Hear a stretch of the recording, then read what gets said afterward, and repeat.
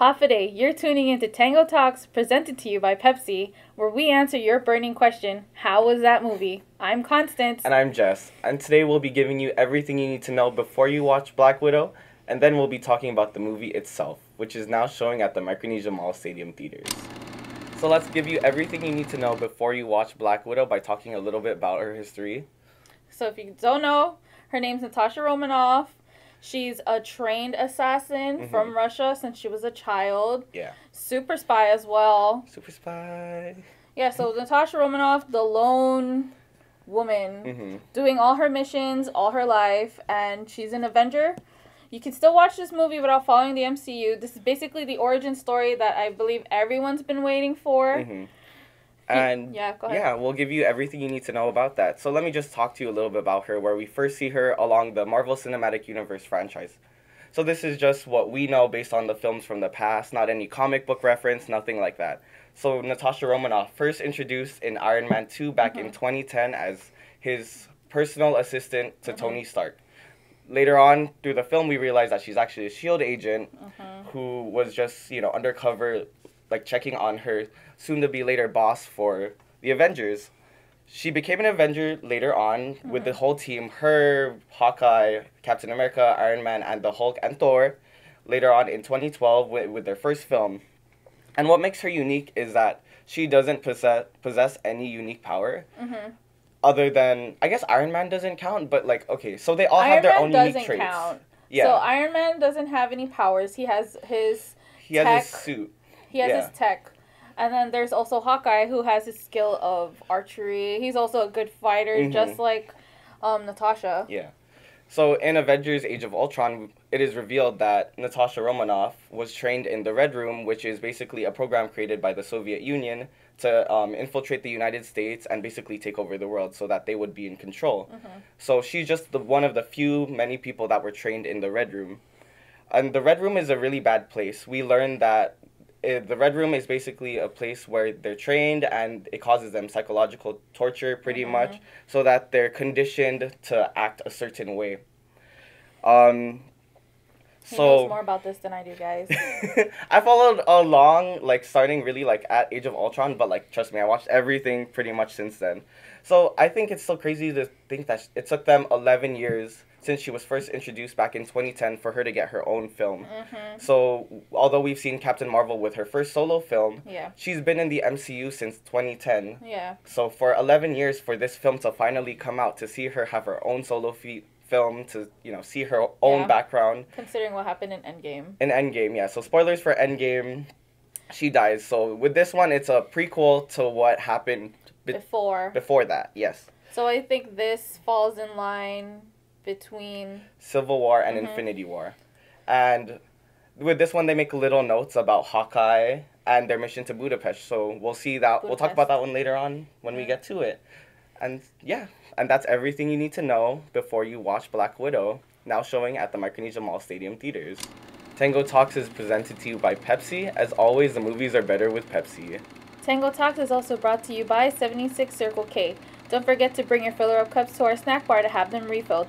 $3 for the drink and $4 for the popcorn. Don't forget to like, comment, follow, and subscribe wherever Tango Talks podcast is available to keep up with all the spoiler-free movie reviews. Spoiler-free.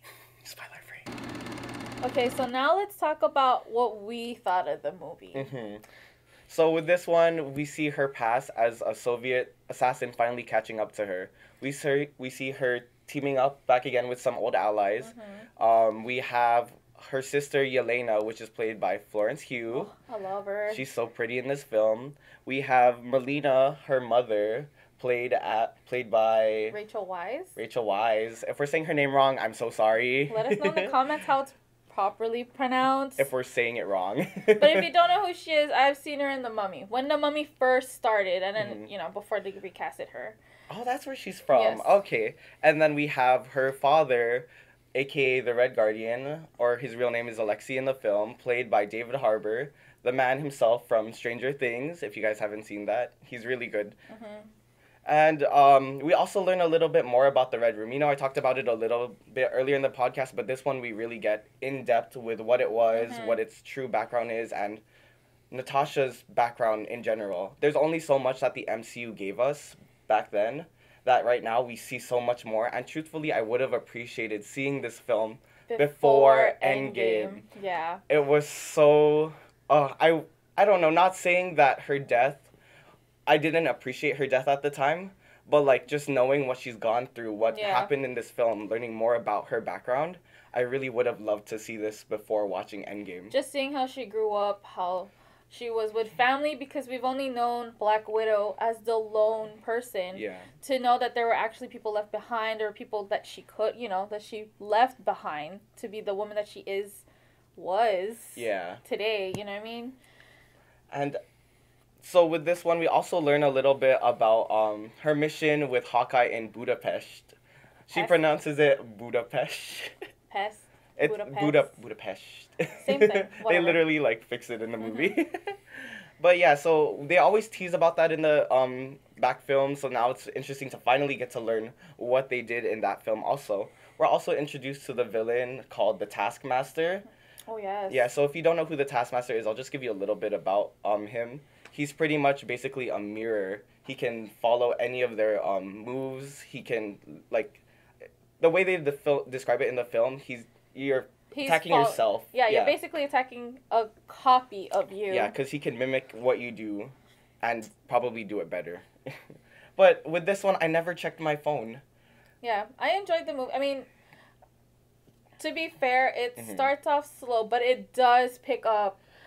You know what I mean? You thought it started off slow? Well, I know it was a lot of setup for what was happening. Yeah, no, was going to happen. I was really, like, sitting there the whole time. I think maybe just for me, because I'm such a big MCU fan, that, like, this is the first film in 2 years that we've got from Marvel. Mm-hmm. So for me, I was really paying attention to everything here. I was really appreciating everything that we got. Because for 2 years, we were deprived of any Marvel content. It's not our fault. It's not our fault. But that's why I really paid attention in this film so much, and I really, like, didn't check my phone or anything. It kept me on the edge of my seat, and I don't know. For the first film in 2 years since Spider-Man Far From Home, I can honestly say I really love this film, and I can't wait to see what Marvel has in store for us later on. Well, knowing it's a Marvel film, just wanted to let you guys know there is a post-credit scene. Yeah, so stay back for that a little bit. And this one is sadly going to be the last for the original Avengers for a while. The next one won't be for Thor, which is like in next year? Who next knows? 2 years? Eternals is also coming out later this year. Yeah, Eternals, Venom, and the next Spider-Man movie all coming up this year. Mm-hmm. So this is literally just the start to the whole branch of the MCU timeline all over again since everything happened this year. And yeah, I highly recommend watching this. Get your ticket now. Yeah, it's now showing at the Micronesia Mall Stadium theaters. Also now showing at the Micronesia Mall Stadium theaters, we have The Boss Baby Family Business, The Forever Purge, and F9 The Fast Saga. Also catch these before they leave the big screen on July 15. We have Hitman's Wife's Bodyguard, A Quiet Place Part 2, and Disney's Cruella. Save the dates. On July 16, we'll finally be getting Space Jam: A New Legacy, featuring LeBron James and all our beloved cartoony characters coming to the big screen. Also, that same weekend, we'll be getting Escape Room Tournament of Champions, where winning was just the beginning.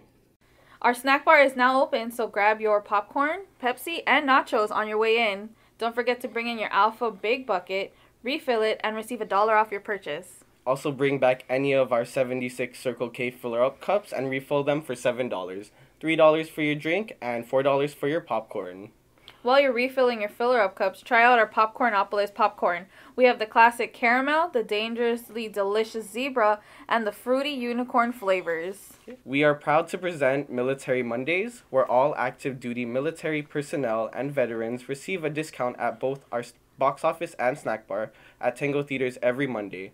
Just show your military ID and we'll show you our gratitude.